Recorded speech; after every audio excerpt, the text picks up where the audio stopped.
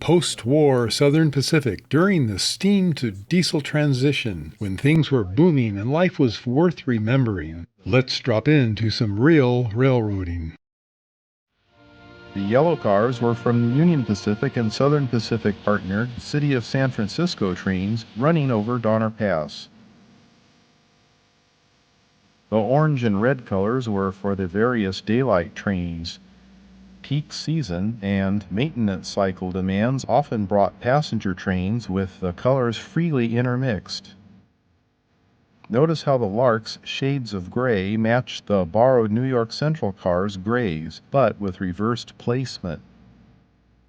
Trains heading for the train shed and ferry connection passed by an East Bay landmark, the Albers grain mill that had rail sidings and docks for ships.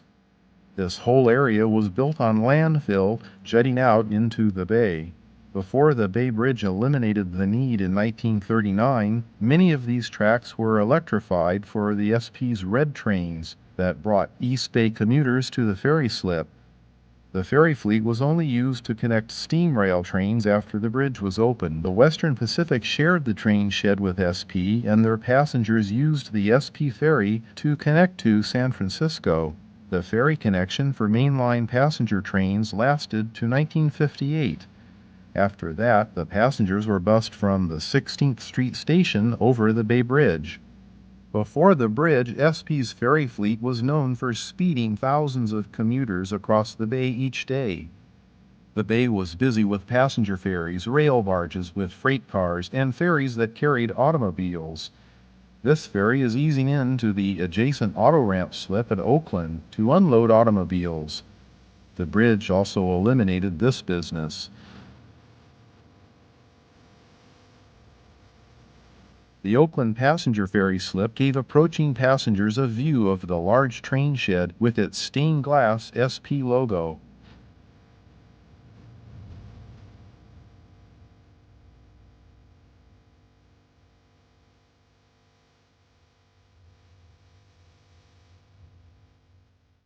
The ferry's ramp drops and eager passengers scatter for the waiting trains. Baggage was ramped by powered baggage carts. These carts also carried mail and Railway Express packages that were an important part of SP's business.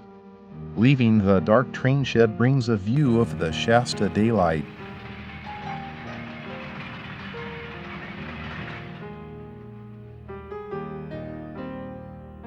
SP practice placed train numbers in the number boards of the lead locomotive. This usually was a job for the fireman. As an example, number 224 would indicate the number for the scheduled eastbound Senator from Oakland to Sacramento. Number 223 would be the westbound counterpart.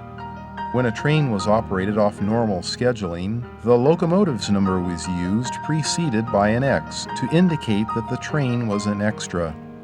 This extra, powered by 5011, is a huge 410-2 three-cylinder Southern Pacific type.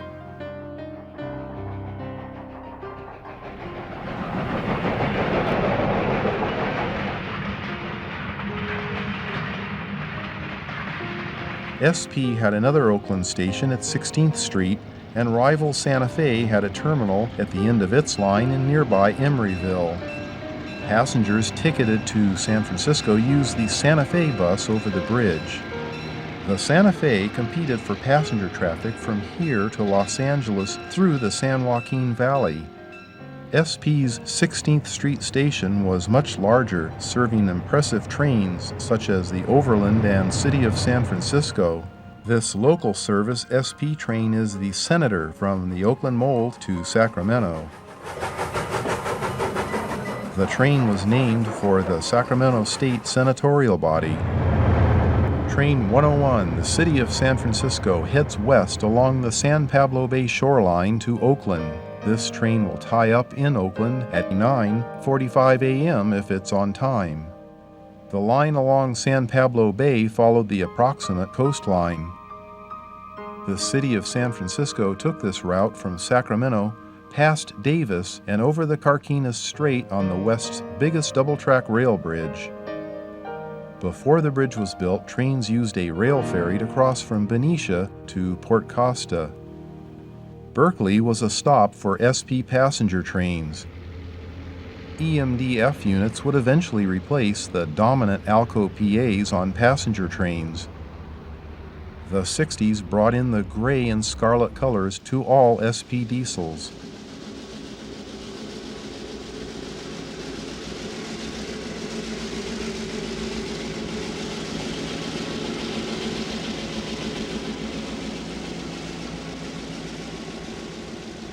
This is the San Joaquin Daylight that came from Los Angeles via the valley of the same name to Tracy, and then along the south shore of the Carquinez Straits past Martinez, Crockett, Rodeo, and Berkeley on the way to Oakland.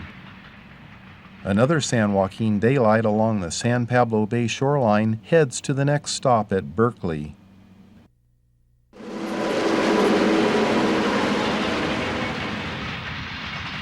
This busy line brings a westbound freight powered by only 2 F units. Trains from the north use the 1930-built bridge that crossed the waters from Benicia to Martinez. The old rail ferry crossed about 2 miles west of the bridge location before the bridge eliminated its use. Trains from the north approach the bridge at Benicia. Notice the tracks on the left to Army Point. The tracks crossed under the new bridge to run to the old ferry slip. Martinez is faintly visible on the opposite shore over a mile away. The bridge was an engineering masterpiece at the time, with a lift span for ships near the Martinez side where the water was deeper. An early 60s scene brings a single Jeep 9 with a long train heading to Oakland. The lift span is the high tower at the left of the screen.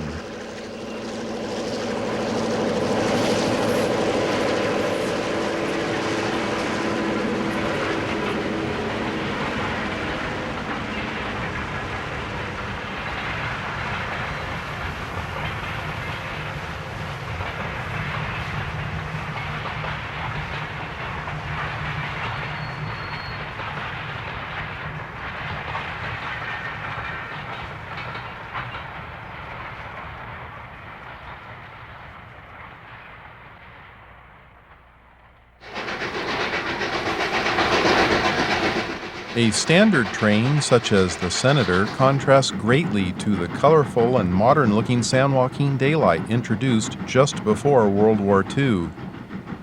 The Oakland to Los Angeles train was patterned after the glamorous Coast Daylight with cheerful colors and stainless steel fluted sides. This train ran along the San Pablo Bay, Carquinez Straits, and Suisun Bay to take the Mococo line through Contra Costa County's industrial area to Tracy, California. The name Mococo is traceable to the 1912 Mountain Copper Company smelter located near here. The 78-mile segment from the Oakland Mole to Tracy took an hour and 51 minutes, with its 6 stops along the way. Tracy was an important junction with a passenger stop and a busy freight yard. A workforce of 85 maintained steam power for the many locals and switch jobs that worked the region. Much of this power here, built by Baldwin or its predecessors, such as Brooks, was over 40 years old, reflecting the huge leap forward in design standardization from the Edward Harriman years between 1901 to 1909. A 1908-built Baldwin 460 with its 63-inch drivers once pulled passenger trains before being demoted to the local freight service in its last years. The southbound San Joaquin Daylight was met by Train 54 from Sacramento at Lathrop. The Sacramento Daylight ran through the Stockton Junction to arrive at Lathrop, where the cars from Train 54 were tacked on to the San Joaquin Daylight for the run all the way to Los Angeles. Train 54 waits on the siding to add its cars to the San Joaquin Daylight. Sometimes Train 54 only added a single car. Often it was this old Harriman-style combination coach baggage car parked at Lathrop Station. The northbound Daylight, Train 51, dropped off cars for Sacramento that would become Train 53, using 54's returning power. Although not as luxurious and celebrated as the Coast Daylight, the San Joaquin Daylight was still a handsome train in its original form.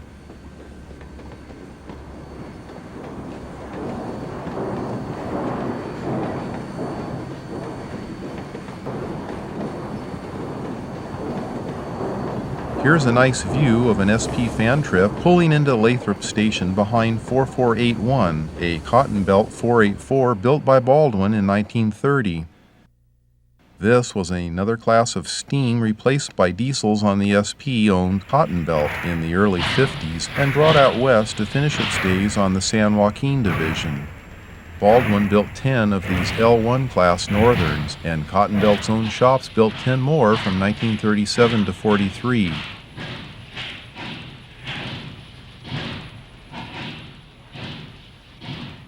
Public timetables referred to Train 52 as a southbound. In employee timetables, however, the train is shown as an eastbound moving away from SP's San Francisco-based headquarters. Train 51 was the northbound counterpart. This is one chapter focused on SP in the 1950s when steam and diesel power were sorting out their roles in railroading's future. Visit our website to view all the full DVD videos on the vanished visions of railroading you can no longer see. Be sure to like and subscribe to help bring more content, and thanks for watching.